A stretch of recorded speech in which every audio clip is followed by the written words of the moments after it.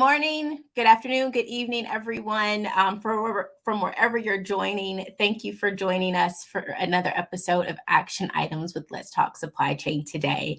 Another episode brought to you by New Gen Architects, a new generation of business and solution architects working to bridge the gap between the business and technology to help companies achieve successful supply chain transformation. As a thought partner and facilitator, the NGA team sets up clients with a secure foundation and layer in ownership as they embark on technology-driven transformations. From tool selection to project management and business transformation roadmap, the NGA team is made up of industry change makers whose goal is to support scalable and efficient supply chain transformation. So visit newgenarchitects.com for more information and to schedule a discovery session with a member of our team. So today we are talking about sales and operations planning, or S&OP, and the role the process plays in managing supply chain and business uncertainty, which, as we all know, has been the new way of working. It's become the new normal. I remember maybe about 18 months ago, we were always talking about when are we going to get back to normal? Uncertainty is the new normal. So we're going to be talking about the role S&OP plays in managing that uncertainty and finding some stability within the supply chain and product operations. We are also supposed to be talking about dual sourcing, but full disclosure, S&OP, cross-functional collaboration when it comes to planning and execution is one of my favorite topics to talk about in supply chain. And I will probably steer the conversation to only talk about that for the next 45 minutes or so. But we will see. I am joined by Atia Yarbrough this morning. So welcome, Atia. Good morning. Atia is heading up demand and supply over at Mason-Dixie Foods. And if you have not heard about Mason-Dixie Foods, you're welcome. Now you have.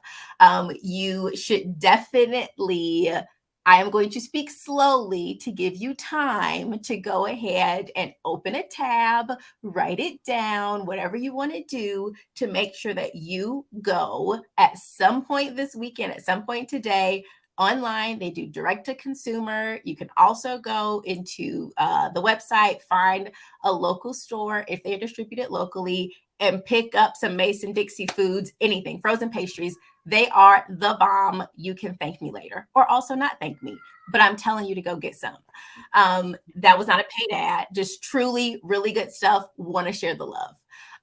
So Atia, how did you land at this startup that is shaking up the frozen, food aisle? I've been following you guys for about a year now, I think. And I know that Aisha, the CEO, is building out and has been building out just this powerhouse group of, really intelligent women in supply chain and product operations.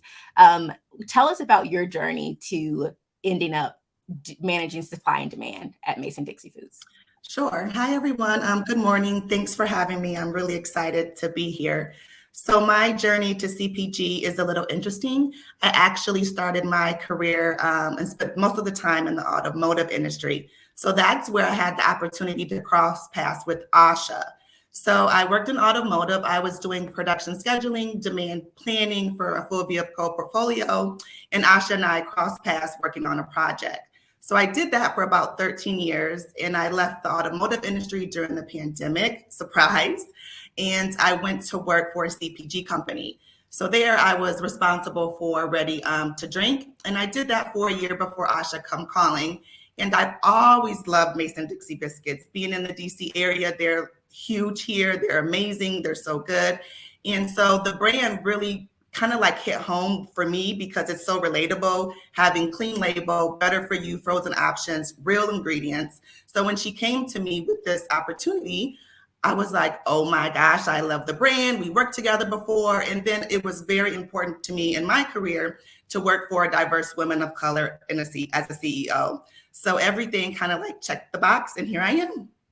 All righty. And in the CPG space, doing direct to consumer, doing retail, your life is cray. Very. It Yes, it's crazy. is crazy. Crazy. I do not envy you. So, but I do thank you for taking the time to select some time and speak with me, to speak with our audience.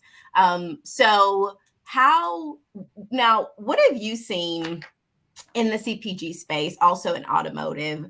I want to make sure that we're all on the same page. Everyone watching, good morning, Bio, Adriana, Brazil. Good morning, Claudia. Thanks, guys, for being here.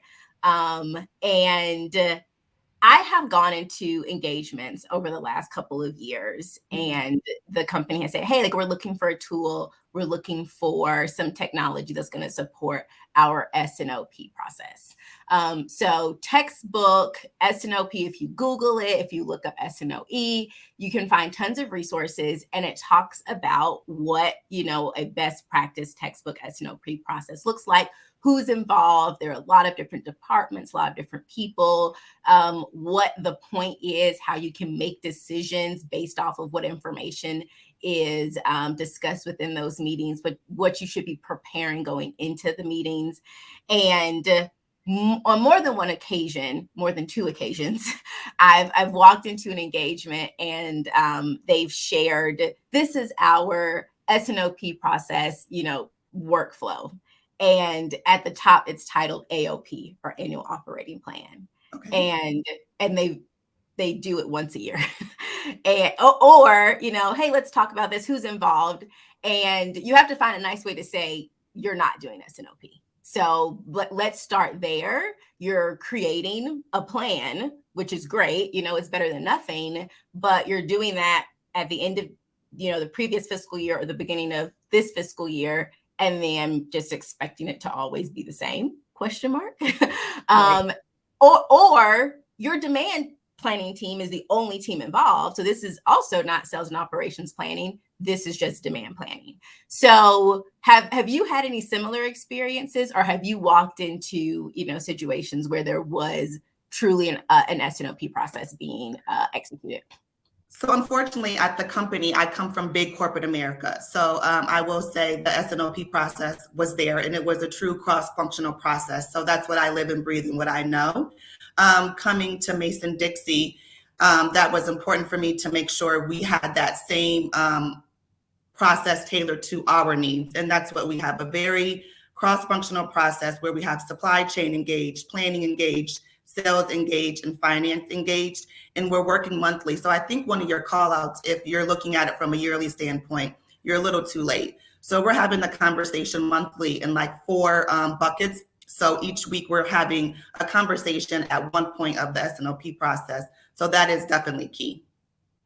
So I like that you say, coming from, a big organization, that that S&OP process was actually built out, because that reminds me of a small detail that I did not include, that I have not been, really engaged with those large companies. My time in supply chain has been spent in the, 100 to 500 million revenue, a $1 billion company here and there. But for the most part, smaller to medium enterprises, and then startups. So people that are wanting to get off on the right foot. Being at a smaller company now, which I would say, just from an age perspective, it's still, pretty much a startup. How did you guys go about establishing, the S&OP process, and being able to say, yes, even as a small company, we are doing this? So some advice on how people can just get started on the right foot. For me, first, you have to have people on board. Change is hard. Process change is extremely hard. And everybody was on board, even though in terms of time, we may say, okay, we're a startup. Really, we're operating as a small business. So people were on board. We were growing, and we are growing at a very fast rate. So things have to be changed and tailored to the business at that time. So an important asset is we have to be agile. We have to have a process where we can be fast, we can be nimble, and we can make decisions and be able to adapt to any decisions that we make. So 6 months ago when I joined, Asha and the team, we all embraced it, and we knew, okay, in order to deliver in this uncertain market, we need to strengthen our S&OP process. So really it started with the people, us immediately coming together and defining how we're going to work cross-functionally and what that circular flow looked like. So it definitely was the people, I would say, to start it. Okay. Two things that stood out for me that I want to make sure I reiterate and everyone takes away from this, because one of the reasons why I was really excited that you wanted to talk about this topic, aside from it being one of my favorite topics, is because I've over the last couple of years attended a lot of webinars, gone to a lot of live sessions, virtual sessions, where the topic is S&OP, and in an hour the takeaway is you should start an S&OP process, and it's like, thanks, I'm going to go do that tomorrow. And we all know that just two things to take away what you just said. Asha, who, remember everyone, is the CEO. This came from the top. Asha was in it. She said, I know we need to do this. And she pushed it down. It wasn't, middle management or the team members trying to gather everyone across different functions and say, hey guys, let's do it. This came from executive leadership saying, this is who we are going to be as a company. And this is why it's important. So explaining we have to be agile, we have to be nimble, and getting that key stakeholder buy-in, the second thing, executive leadership, getting stakeholder buy-in and having everyone really participate. That was what I take away from what you just said, the foundation to being able to even start on the journey of creating and building out an S&OP process. Yes, and I would say once it comes top down, or even if it comes from middle management out, however it comes, it's still the people, and you need them on board to implement. And you have to understand, okay, we're all here to achieve a goal, have the right product at the right place at the right time. I like to say we want to make sure we can always meet the needs of the customer. So if we create the process with that in mind, knowing that we need to work cross-functionally, understanding the handoffs, then it pretty much can be implemented. Okay. Yes. And I hope everyone is taking notes because, mentioning the customer, right product in the right place at the right time based off of what customers want and not what we are seeing from the practitioner side of thinking, oh, this is what everyone else is doing. I need to improve processes or hire people in order to do this other thing also. You don't necessarily need to do that if that's not what your customer is looking for. Exactly. Definitely keeping that in mind also. I don't want you to give away any of the sauce, any of the top secrets. But when you're preparing as a team for these monthly meetings, how much time are you spending on the preparation for those meetings versus, just doing your day-to-day? Is it because a lot of people also then say, I can't do S&OP. And I have heard, some of our clients say, I'm the only person that thinks this is important because nobody wants to spend the time. And I'm curious, how much time are you actually spending? If you can, do a percentage or a number of hours. Mm-hmm. So I will say allocation of resources is key, and also, the RACI, understanding the handoff. But I will say, so it's cross-functional. So it's not just me as a demand planner or running demand and supply planning. I'm not running the entire thing. Yes, I'm steering the meetings, but I'm not running the entire thing. So it's a cross-functional meeting where sales has their share out, finance, their consulting all along the way. Sales is looking at risk and ops. I'm going in looking at the bottoms up, top down demand plan, and really, really ironing everything out. So I would say each stakeholder has their section that they're responsible for. And we're all a fan of working smarter, not harder. So 1 month, it may be 8 hours. Another month, it may be 4 hours. It just depends on what's going on, what we're looking at, and what we're discussing.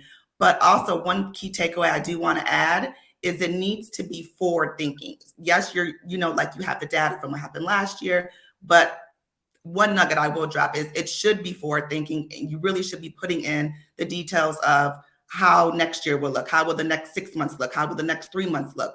So if you're going deeper like that, then it may take 8 or 9 hours, let's just say in 1 month. But if you've already put in that work and everything is bought in, maybe the next month you're only looking for 4 hours. And that doesn't sound like a lot of time to me. You know, But if remember the key is how you work, though, and the yes, systems and the tools you have. So just that's also because that's what works for me, it may not work for everybody. I would say that's true. That's true. I don't know who you are, LinkedIn user, but one time, on time, every time. Yes, that's their way of saying, I think, yeah. right product in the right time, at the right place for customers. Pius, thanks for joining from Ghana. Welcome to the show. I would say you haven't missed much, but you've kind of missed a lot in the last 15 minutes or so that we've already been talking. But don't worry, it's recorded. You can go back and look at it later at your own time. So you said to make sure that you are working smarter. When we were kind of doing the prep for this episode, I remember seeing some notes that you put people, process, and technology.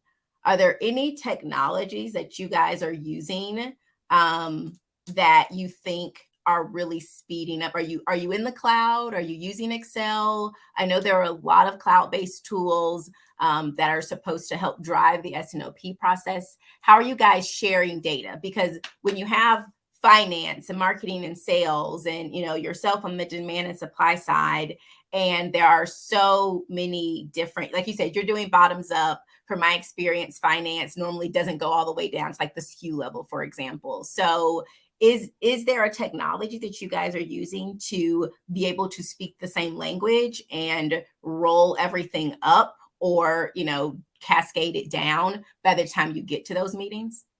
So we do look at spend data. I will start there. So we have a data source that sales looks at, and we do have a system called Modus that we use. And we use a lot of Excel, but it's really streamlined and organized. And I will say our finance is very strong. Our CFO, she's extremely strong. And so she does at times get granular, and go by SKU. So she's really engaged in the way that our Excel systems or files, I should say, are set up. It's not too difficult when you merge the data together. But also, if you have a complex offering structure, then it could take longer.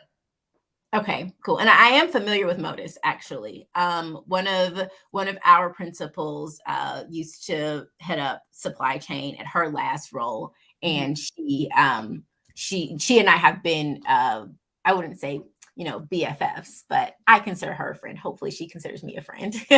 We've been friends for a couple years now, and I remember she reached out to me. She's like, "Have you heard of Modus?" I haven't yet. But this was also in the CPG food space, and they had similar requirements that I imagine you guys might have with frozen and refrigerated. And for them, she thought that it was going to be a really good tool. So not a endorsement for Modus, but if you are watching and you're in the CPG space, could be a good tool for you to consider. So let's talk about how dual sourcing comes into play in the management of this uncertainty, and even the role that sourcing and procurement is playing in your guys' S&OP process. Can you tell us more about that? Yeah, so dual sourcing is critical. I mean, in this environment, to me, and the way that we are as a company, we have to be able to have capacity. We're growing at an alarming rate, and the world is on fire. And I believe alarming. Yeah, we'll be on fire at least for another 2-3 years before that's just what I think, before we see things start to calm down just a little bit. So dual sourcing really is important when you're growing, because you just cannot not have it, right? And especially customers want what they want when they want it. They don't want to hear no. So dual sourcing really is an integral part of our S&OP process. If sales were to go get a new account and we didn't have the capacity, how would we be able to unlock that without having dual sourcing? So we're very forward thinking to make sure our partners are qualified across the board, never compromising quality, of course, and looking at ways to be flexible. So we do have a strong dual sourcing strategy. And is that where does that sit? Do you have a procurement department? So it's cross-functional. So it sits up under finance essentially, and there's a team that is on the dual sourcing project, I should say, and that team consists of innovation, demand and supply, myself, and the product manager. Okay. And the question context to that question is specifically, thinking about large organizations, there is a procurement department. I many not many years ago, because I'm also old, but when I first started out in my career, one of my first projects was inventory management and planning with Chick-fil-A, which is a huge, organization, and they had like a procurement department. And when I'm having these conversations, again, since our audience is very often smaller companies, I like to really focus on, okay, but what does that look like at a small company? You don't have, I remember that you wouldn't be surprised, but they had like 4 people who were only in charge of procuring chicken. You know what I mean? Like that.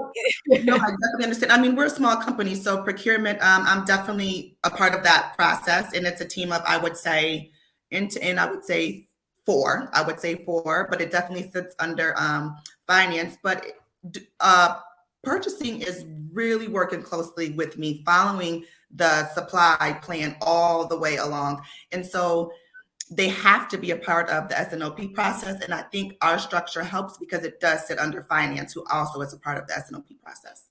Okay, cool. Claudia has a question.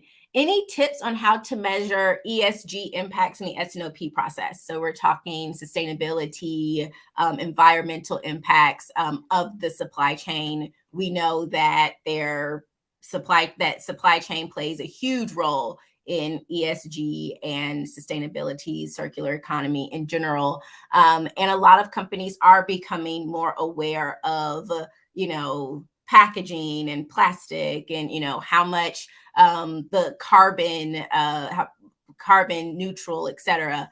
How are you guys doing that? Or any tips if you are not doing it now because you've only been there 6 months? This is still fairly new, but in the automotive space, in your previous lives, any tips there? So currently at Mason-Dixie, it's on a project for us. We're not necessarily doing it now, but we will in the future.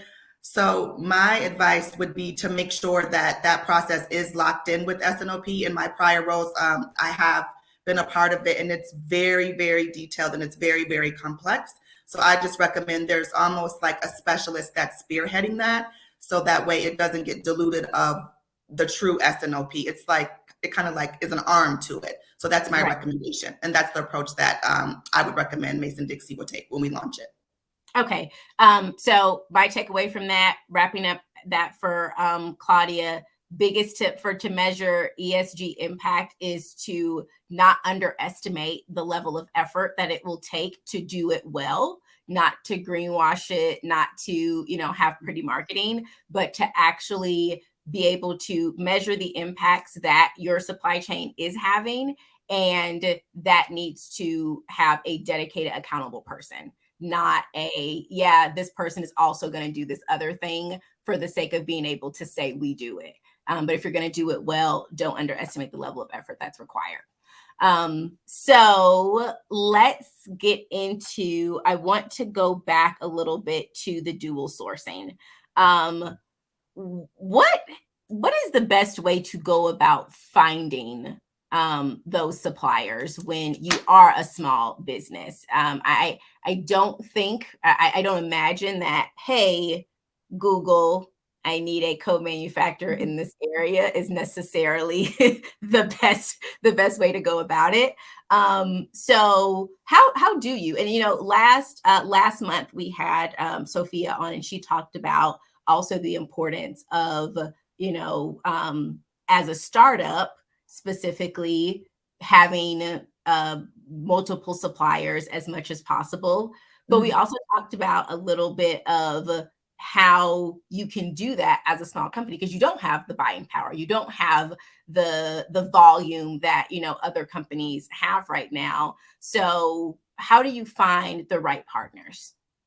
I would say the key first is relationship. Of course, just because I have this dual sourcing strategy, me not coming from CPG space, frozen dough. I didn't know anybody. So one key is having the relationship, and also that's already like established. That's definitely going to help, but also really not being afraid to pick up the phone and call people and to like say, hey, this is what we need over here. What do you have? Can we meet? Can we have a conversation? So I would say to get it going, make sure, of course, you have the backing of finance in your purchasing department.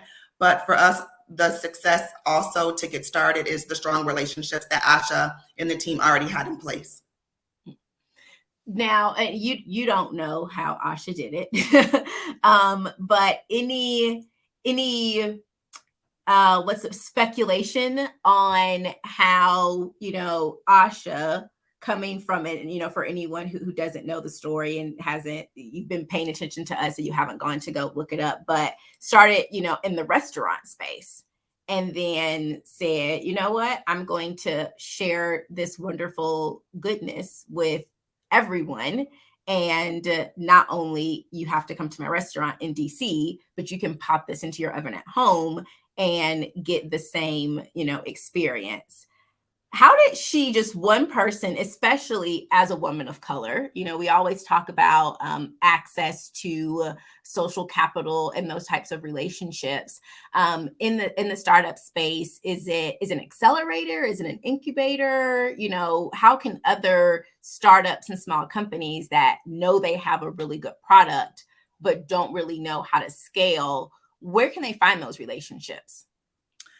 I say Asha is a go-getter. She's unique, to be completely honest. Even when I compare her to prior leaders that I had, Asha is like a rare gem. She's definitely a go-getter, and she doesn't take no for an answer. So I don't know. She's a force to be reckoned with. I mean, if you have a good product there, you have to stay hungry, you have to stay humble, and you really just have to turn over every stone and unlock. And that's definitely what Asha does and what she and Rosh push the team, and that's how we perform. So, I mean, whether if it's from financing that she did in the beginning to going into the room and being the only woman and making sure she's demanding a seat at the table with people that do not look like her, that's what she does. So her having this amount of resilience and determination and being humble, sometimes that's hard in leaders. Plus she has like the soft skills. So I think if you have a good product and if you're reaching a roadblock, then kind of like do a 360 to say, okay, what can I do different to move the needle and push things forward? But Asha, you'll have to hear her speak, but she's different. She's unique. She's unique. Yeah, and you can read enough about the story and the success that the company has had, and I think take that away. So one thing, I'm kind of putting Nicole on the spot here, so I will speak slowly again to give her some time to get ready. But Nicole posted the link to a Supply Chain Quarterly article about S&OP and S&OE. So I'd like to share that on the screen quickly and pivot the conversation a little bit from the monthly S&OP to weekly or daily S&OE. And for anyone that doesn't know or hasn't heard about S&OE, sales and operations execution is what S&OE stands for. And basically what it is going from your monthly planning and then taking those monthly decisions and insights and really tying that to how you're actually going to execute on that plan. So it's nice to say, this is the plan. It's even nicer to say, this is how we're going to execute on it. What's your experience with S&OE? So I don't have too much experience with S&OEs in particularly, but we do execute our S&OP. So I guess we have one. I just don't know that. I wouldn't just call it that. It's our own version.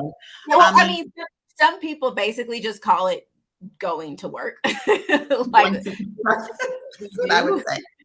That's what I would say. So we do track sales daily. We do have weekly production calls. We're constantly measuring where we are for the month. in looking at the months going forward from a planning perspective, in having that conversation with sales on the risk and opportunities. So I think you can have the S&OP process, but you really have to have that actionable plan that you're implementing and showing a result every day, whether if it's a good one or a bad one, because then you just figure out how you're going to recover. So we're definitely having that actionable execution plan every single day. Okay, cool. And I heard measurement. How did you guys determine which KPIs were important? And I asked that because I've worked with clients on engagements where like literally probably 35 to 40 KPIs, not even exaggerating.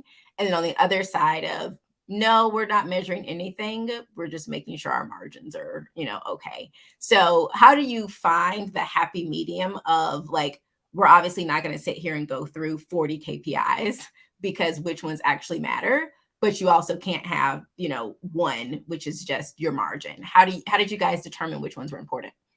I think each department, 2 or 3 major KPIs that are unique to them, and then you have 2 to 3 all that everybody kind of shares the same KPI. So everybody knows they're working towards the same target. And that could be the sales target or the demand target or the budget, I should say.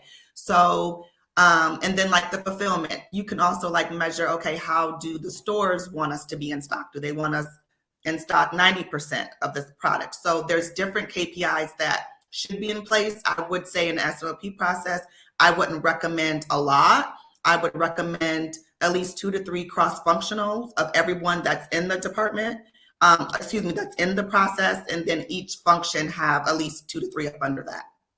Okay, cool. And how much of your S&OP process, or I guess I'm thinking of the way to phrase this question properly. You have your internal team that is part of the S&OP process, but especially in CPG, you've got your co-packers, you potentially have co-manufacturers, you're not doing all of your own manufacturing. So when it comes to production, execution, distribution, you also have these external partners that you have to bring in their data.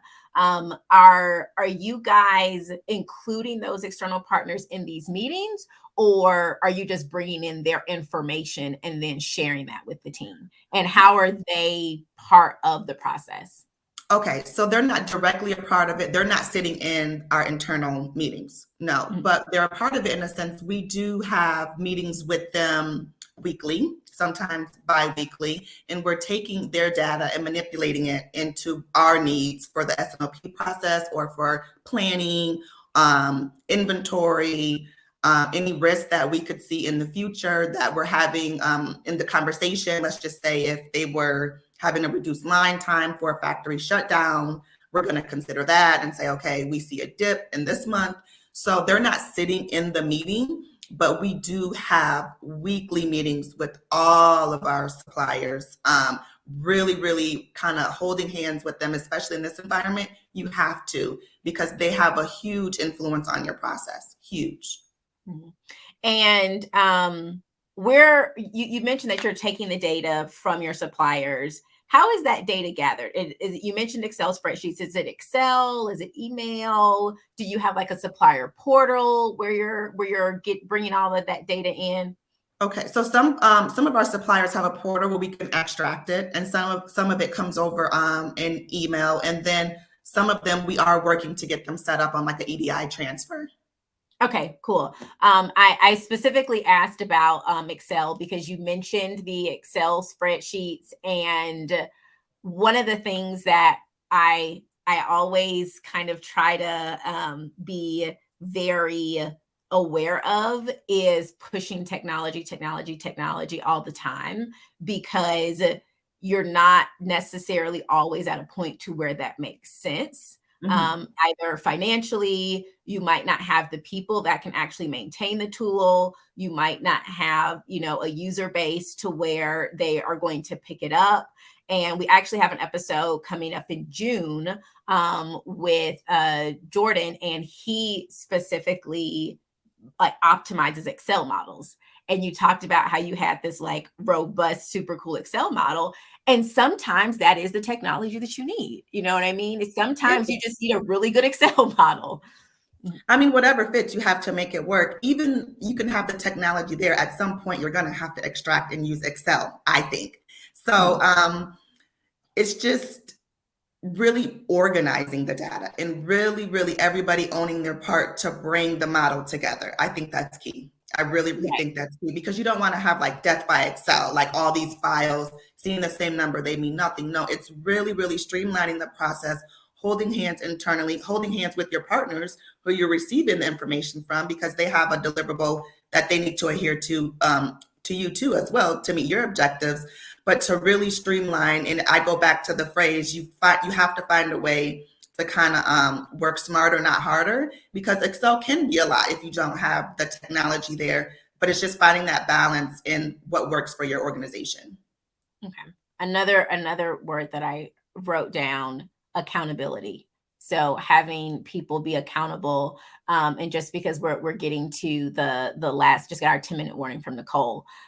So to kind of bring everything full circle, to make sure that you have an S&OP process and an S&OE process, even if you're not calling it SOE. An S&OP process and S&OE process. You've got your executive leadership that's driving it, and you've got your stakeholder buy-in. Everyone is participating. I love how you said finding the right number of KPIs is 2 to 3 KPIs per department. You know, we don't need a laundry list of KPIs, but 2 to 3 KPIs per department, and then cross-functional KPIs. Who determines what the cross-functional KPIs are? Is it democratic, or is it from the top and they're, the leaders are saying these are the KPIs that matter across the entire department, or across the entire company, and every department has a role to play in it? I think we work, so our model, or like our culture, is very unique and very family style. So it's not democratic. I mean, even if Asha were to give it to us, there's always dialogue and conversation you can have, whether if it's good pushback or yes, this is amazing, or no, let's not do that, let's think about this. So I would say the KPIs are like steered and aligned together. We want to hold ourselves accountable and we want to win. And when you do it, I found, from the all on board, all holding hands perspective, then it's like we can achieve it. Everybody believes in it. Sometimes when it comes like top down, it's like, does this really make sense? You don't really know. So we kind of have a different approach where we all kind of buy in. Mm-hmm. And you know what, that makes sense. And the thread that I'm hearing that ties this all together are 2 threads, which is maybe thread 1 and 1A of a sub point under, is leadership. It is really good leadership. And we just internally kind of have conversations every once in a while. I won't share any names, but we do sometimes talk bad about companies who make bad decisions. These are, big, huge organizations that you hear in the news. And one of our directors, Laura, always says bad leadership. Like it comes down to bad leadership at the top. And what I'm hearing is really good, amazing leadership. And sub point, that amazing leadership has created a culture of collaboration. So it's not an afterthought. It's something that everyone at Mason-Dixon knows. We're in this together. We're trying to get it done together. And a lot of the politics that I've seen be a hindrance to creating and executing on an S&OP process don't seem to be a thing. No. I don't want to do this because I don't have time. But like everyone understands that we're in this together. Yes. The politics. I mean, I've worked in a political space. I mean, no politics. I mean, we're all really in it together. No politics. We're all really in it together. And we all know we have to think forward. We have to push ourselves, and we have to hold hands. Now, is every day easy? No. Are some days hard? Yes. But we all still know, okay, we'll get through this, and we're going to get through this as a team. Right. Great. And Ryan Moore said, the Mason-Dixie food teams rocks, best in class S&OP comes from complete cross-functional and executive buy-in. Excellent and insightful chat. Thanks for your comment. Thanks for joining, Ryan. And we've got 5 minutes. Nicole, let's put up our action items. And this month is really one action item. You guys know I always like to keep it very manageable in terms of what can you do that you don't have to get project budget approved and resources, etc. So going back to where I said, sometimes people are running an AOP, your annual operating plan, or your demand plan. How do you know if you're actually truly running an S&OP process? So self-assessment, a couple of quick questions that you can ask yourself. You can sit in the next meeting and see. Nicole, let's put up number 1, which is, do you make decisions from meetings? Atia mentioned something that was really important. It's not just a look back of what happened before.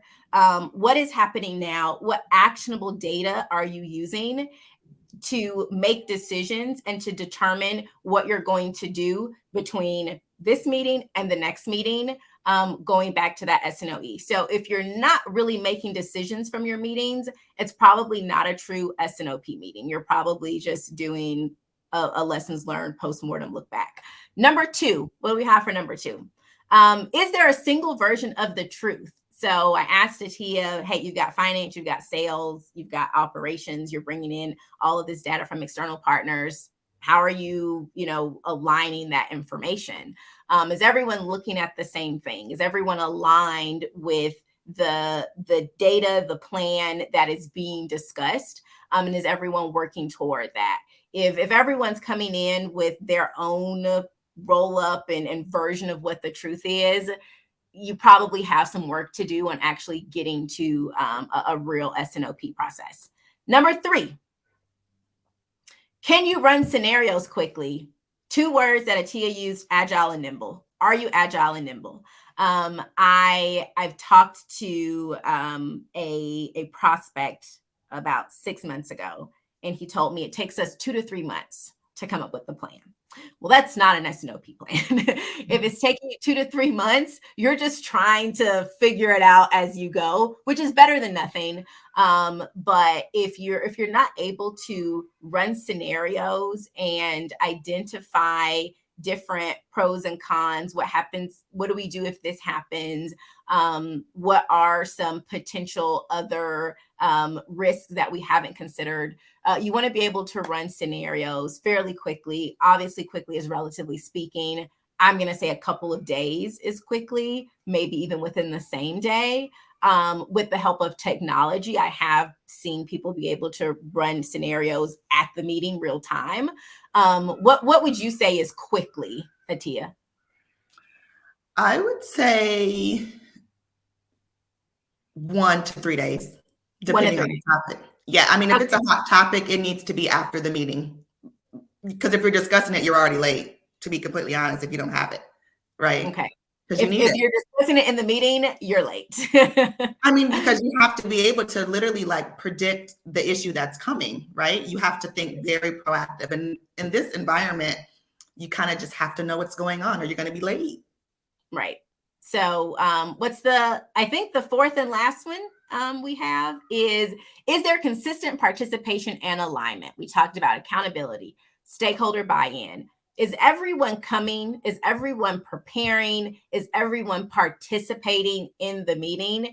If that's not happening, you might just be the person that's running the meeting, but it is not truly S&OP. So those are some places that you can start just to make sure that you are going on the right path of leveraging S&OP, leveraging cross-functional collaboration. We can talk about technology until we're blue in the face. At the end of the day, supply chain is a people industry. You have to have all of the moving parts of the people and the culture to buy into what you are trying to accomplish.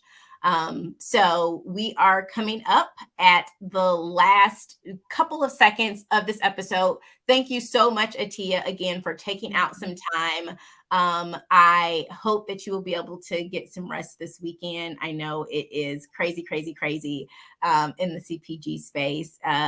And when you're experiencing explosive growth, I won't say alarming, explosive growth, then it's all hands on deck at all times. So everyone, next episode, May 13th, we will be here again, second Friday of the month at 10 a.m. Eastern. Everyone, have a good day. Bye. Thank you so much.